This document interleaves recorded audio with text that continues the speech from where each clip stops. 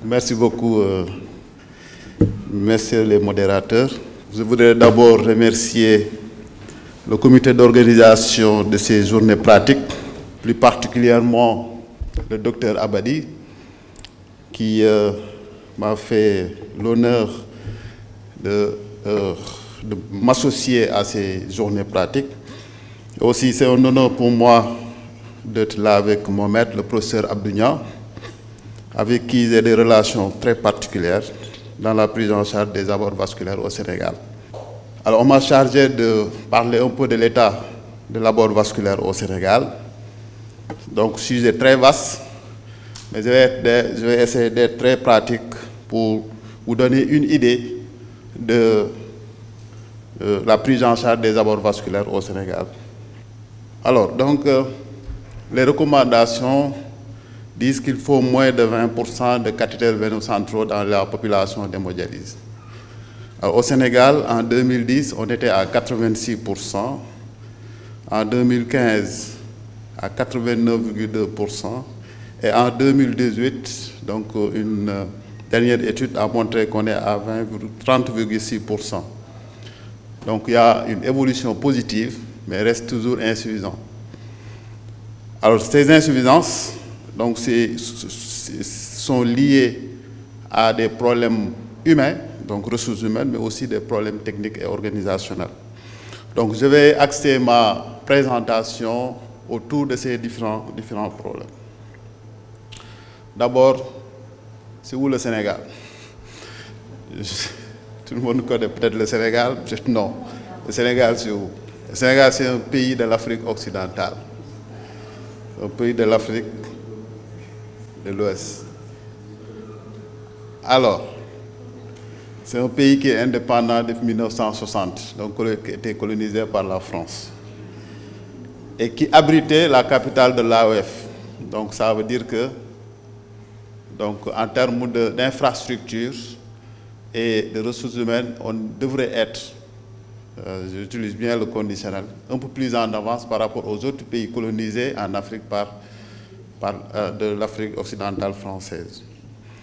Alors c'est un pays qui est membre de l'UEMOA, donc on a comme monnaie le franc CFA.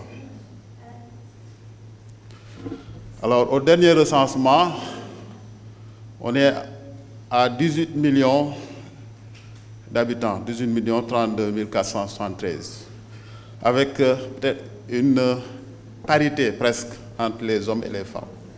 Et ça pose problème. Ça veut dire quoi? Ça veut dire que la majorité des hommes sont partis à l'étranger. Il reste que les femmes. Donc ceci est témoin un peu de la situation économique avec un PIB qui est à 1 500 $, ça veut dire 4 $ par jour, donc par habitant. La majorité de la population est dans le monde rural, donc il n'y a que 50%, 49%, donc moitié population urbaine, moitié population rurale. Plus du tiers de la population a moins de 35 ans. Alors, en termes de densité, vous voyez tout ce qui est foncé, c'est les zones où on a beaucoup plus d'habitants. Donc les gens préfèrent habiter la partie occidentale, beaucoup plus proche de l'océan Atlantique. Peut-être que ça fait beaucoup plus frais, beaucoup plus bon à vivre. Mais aussi, c'est parce que c'est dans cette zone-là où on a la capitale Dakar, mais aussi on a les foyers religieux. Au Sénégal, on est très, très religieux, surtout les confréries. Donc les gens sont autour de ces capitales religieuses et économiques. Alors ceci va impacter un peu sur la distribution des structures de santé, qui fait que la majorité des structures de santé sont concentrées à Dakar. Alors on a 280, Dakar qui est peut-être la région qui est la plus petite, par exemple 280 structures de santé. Alors si vous regardez Tambacounda, donc qui est la région, cette région-là qui est la plus grande, donc vous n'avez que 139 structures de santé. Alors, quand on parle de structure de santé au Sénégal, on a des cases de santé, on parle de la case de santé jusqu'au niveau de l'EPS3. L'EPS3, c'est là où on a presque toutes les spécialités. Alors, au Sénégal, on n'a que qu'à Dakar, à Touba, à Kaffrine et à Kédougou, où on peut trouver un établissement public de santé de niveau 3. D'accord? Et la majorité des structures de santé que vous voyez, ce sont des cases de santé et des centres de santé. Alors, la chirurgie vasculaire dans toute cette géographie, la chirurgie vasculaire assimilée. Donc, on va maintenant, on est beaucoup plus proche des abords vasculaires. Alors, malheureusement, il n'y a que 3 chirurgiens vasculaires diplômés au Sénégal. 5 chirurgiens cardiovasculaires, donc en activité. Et en permanence, une vingtaine d'étudiants en spécialisation, dont en permanence, on a 4 à 5 qui sont autonomes en confection de fistules artério-veineuses. À côté, on a des anesthésistes qui sont capacités et qui peuvent faire poser des voies veineuses, des cathéters veineux centraux. Alors, ces chirurgiens vasculaires, ces chirurgiens cardiovasculaires sont distribués ainsi. On a un seul service de chirurgie thoracique et cardiovasculaire, donc qui se trouve au CHU de Fann, donc où on a les 3 chirurgiens vasculaires, les 5 chirurgiens cardiovasculaires. Donc ailleurs, on a les 2 chirurgiens. Bon.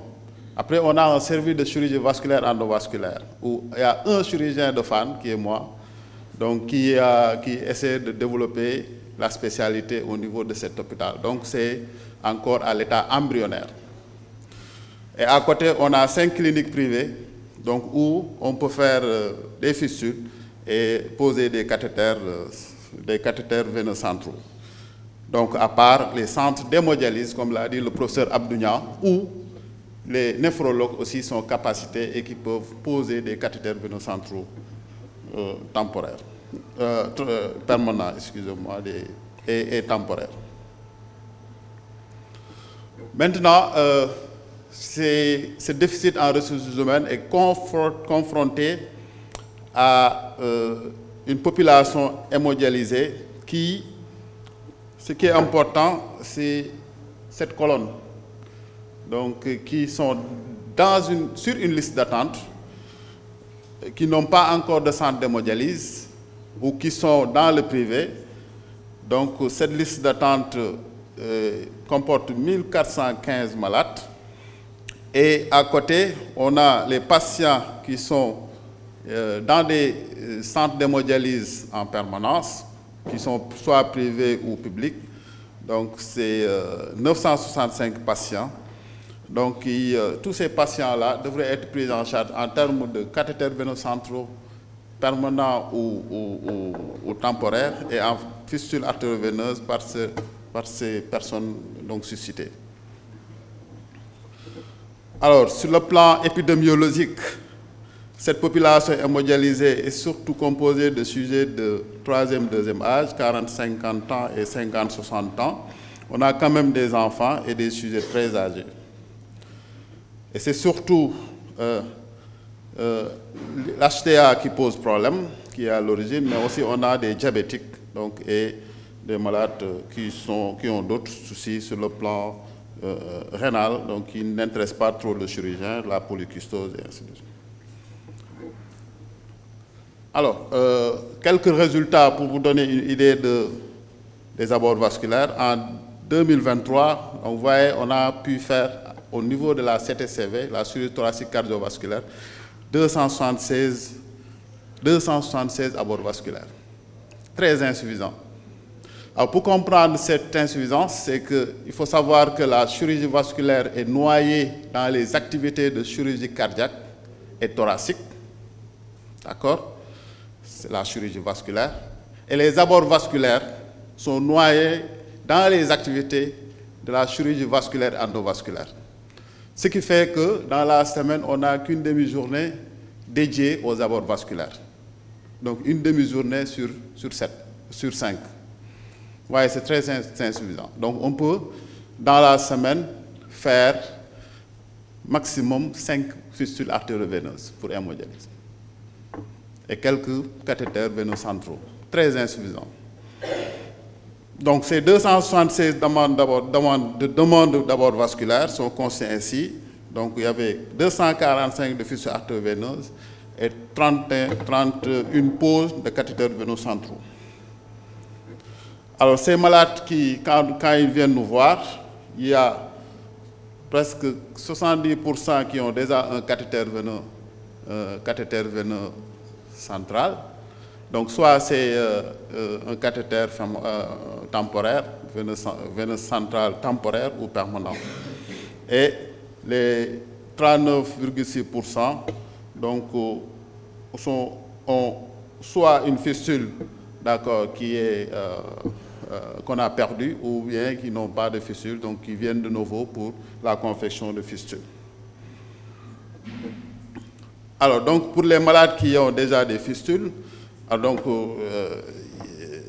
26% avaient des fistules contralatéraux, 3% des fistules homolatérales du moins, et 71% de ces patients, donc sur les demandeurs qui n'ont pas n'avaient pas de fistule.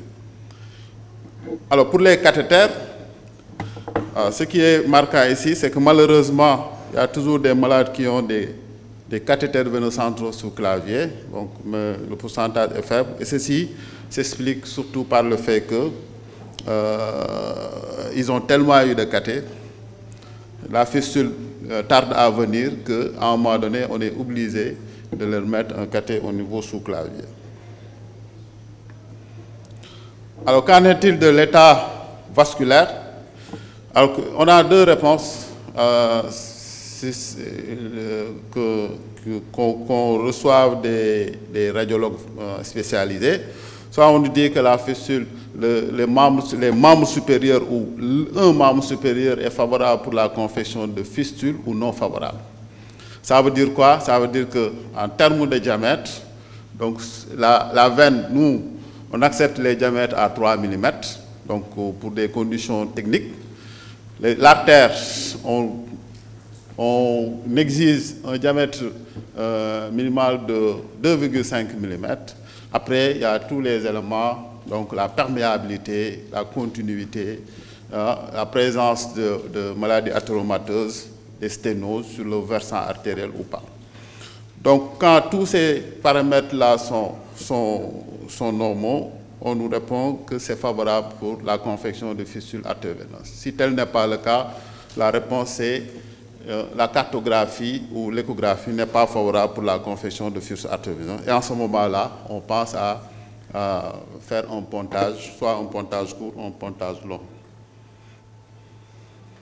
Donc, il y avait 79% de patients qui avaient un réseau vasculaire favorable pour la confection de fistules artério-veineuses. Alors, la distribution des techniques, les fistules radiocéphaliques, soit gauche et droite, donc étaient prédominantes. Donc, si on fait le total, donc il y avait 26% de patients qui avaient bénéficié de fistules distales et le reste ont bénéficié de fistules proximales. Alors, les pontages artério-veineux donc, représentaient 5%. C'est des pontages prothétiques. Et nous, on fait un seul montage pour ne pas qu'il y ait de soucis.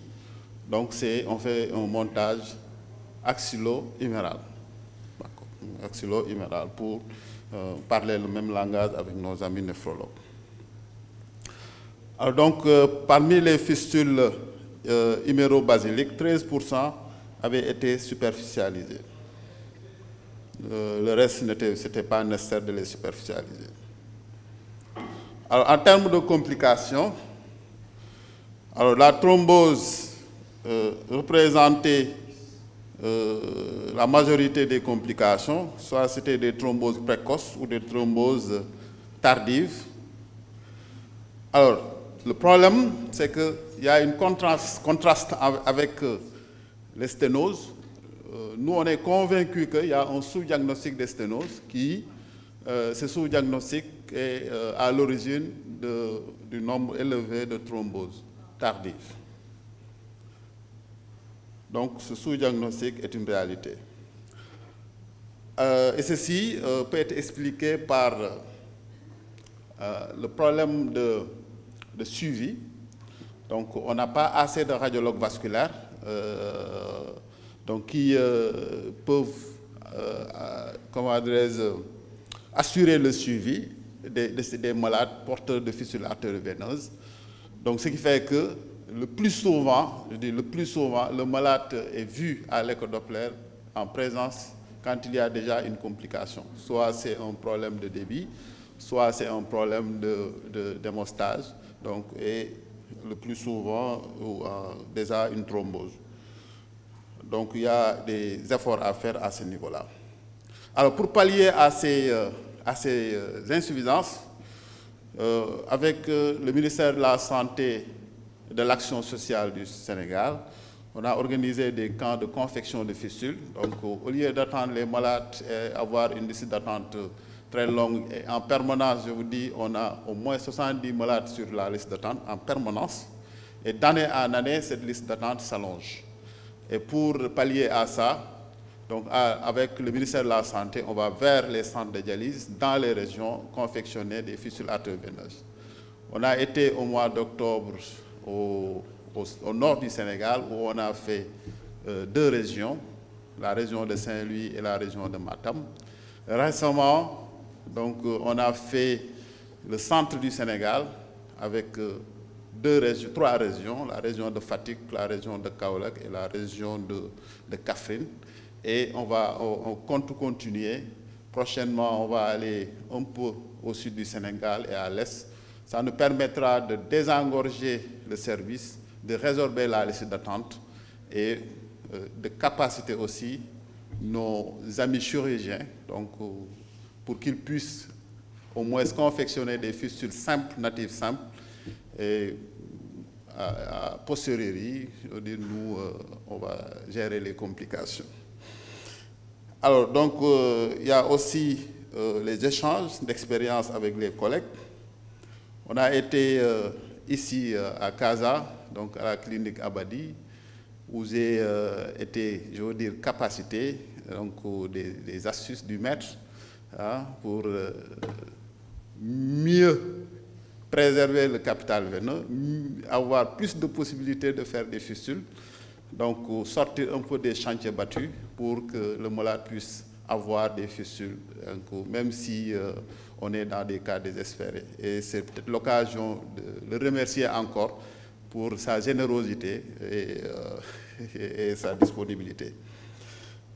Alors, on a des perspectives et des défis. Donc, les perspectives, c'est de développer l'offre de spécialisation en chirurgie vasculaire et en médecine vasculaire. Alors, on n'a pas de DS de formation diplômante en chirurgie vasculaire au Sénégal. On est obligé d'aller à l'étranger. Bientôt, peut-être, on va atteindre la masse critique d'enseignants pour pouvoir organiser cette formation. La médecine vasculaire aussi n'est pas enseignée au Sénégal, mais bientôt, donc, il y a un projet de DU, de médecine vasculaire, donc avec nos collègues cardiologues et avec nos collègues de Montpellier, surtout le professeur Isabelle Kéré et la Société française de médecine vasculaire, donc qui bientôt va démarrer. Donc la capacitation des radiologues en abord vasculaire aussi est une nécessité, et cette capacitation se fera donc, avec des séances comme ça. Donc l'idée est en cours de gestation avec le docteur Abadi et le professeur Abdounia. Mais il faudra aussi l'ouverture d'un centre, qu'il soit privé ou public, qui sera dédié aux abords vasculaires. Ça aussi, on est en train de travailler sur le projet, donc pour au moins pouvoir faire confectionner des fistules, mais aussi gérer la maintenance d'une manière autonome. Mais aussi, il faudra qu'on développe et diversifie le réseau de fourniture en consomables médicaux qui posent problème surtout au Sénégal. Ceci se fera avec les partenaires, mais aussi le développement, comme je l'ai dit, du partenariat international. Et ce partenariat, nous les invitons du moins à y participer, donc pour le bien de l'humanité. Alors, en conclusion, donc le Sénégal a une longue tradition de formation médicale, donc comme je l'ai dit, hein, donc c'est juste avant les indépendances, donc l'université, la faculté de médecine, de pharmacie et d'odontologie de l'université Anta Diop est une faculté centenaire, donc avec des spécialités donc, diverses, mais on est toujours en retard sur les abords vasculaires. Donc la confection et le suivi des abords vasculaires, on est conscient qu'on est en retard. Et on est en train de tout faire pour rattraper ce retard-là. Et ce retard est dû à des problèmes de ressources humaines, de formation, mais aussi un problème technique. Mais ceci va se résoudre. Et on est convaincu, surtout, que c'est la collaboration internationale qui va nous y mener. Je vous remercie de votre attention.